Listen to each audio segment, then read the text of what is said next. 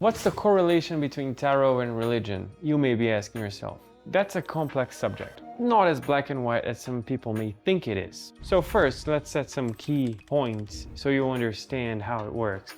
Because if you're asking yourself that, you probably don't even know how tarot works. A tarot reading is nothing but a tool that provides guidance. So it's a neutral tool. So as a comparison, let's take, for example, a map. A map can be used to guide a tourist in their journey, right? In their traveling, or it can be used to ambush people. Or a knife. A knife can be used as a tool for a chef to cook, or it can also be used as a weapon. The way it's used is more about who's using it than about the tool itself. And many religions talk about tarot and other foreseeing tools as divination. There's not much guessing in it. Think about it like this. There's an information somewhere, right? Let's put it in the universe. There's information there, and there's someone wanting to know about that. Tarot is nothing more than a bridge. Through the cards, this information is passed to the consultant, who then gets this information to where this information should be. So there's not much divination in it. No one is guessing when you're actually reading the cards. Another important thing is the majority of documents says that tarot was originally found in Italy in the 14th century.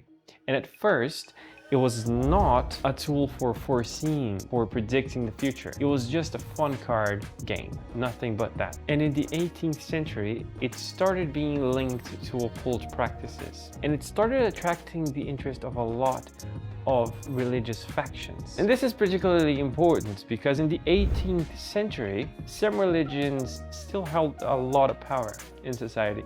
Let's take the Catholic Church, for instance. In Spain and in Portugal, the church could even influence in the makings of some laws. So they did have a lot of power. And if you look at tarot, it's safe to assume that the church didn't have an explanation about how did that work, right? So in that situation, it would be easier for the church to completely forbid the usage of the cards, because by not doing so, they would be giving away power. But the interesting thing is that even though some religions abolished the usage of the cards, of tarot cards, some other religions did not, and they even incorporated the usage of the cards in some degree of their practices. Two of these religions, for instance, were Hinduism and Buddhism. So it's not like it's a common ground that the usage of foresight is something bad for every religion. Because if you start digging in, you will see that this that I just explained is the old ways of seeing it. Because nowadays, the way that people use the cards, use tarot readings the most, is for the sake of obtaining self-reflection, personal growth, and also to help them with spiritual exploration. It's not that much about predictions anymore, even though of course this is something that can be done. And the way people are doing it is by incorporating tarot readings in their faith, in their spiritual practices, to gain some deeper insight and also to evolve spiritually, to try and attain spiritual information that they didn't have and that they wouldn't be able to have through any other source. And also some people use tarot as a spiritual practice, not linked to any religion in particular. So at this point, the correlation between tarot and religion is very individual. It depends on what religion you practice. It depends on your own faith. It depends on how deep in your religion you are. Because for instance, if you're not a very, very orthodox Catholic, you will still see no problem in tarot. Because the main point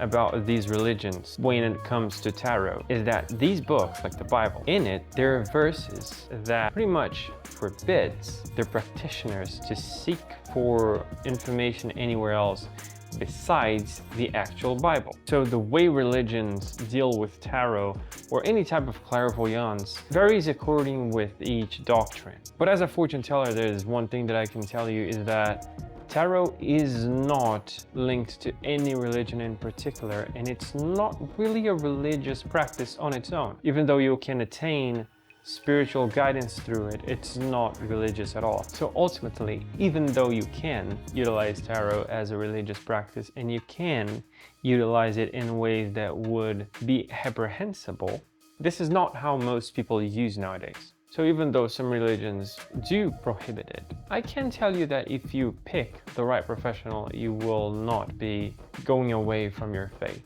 because reading the cards has nothing to do with it.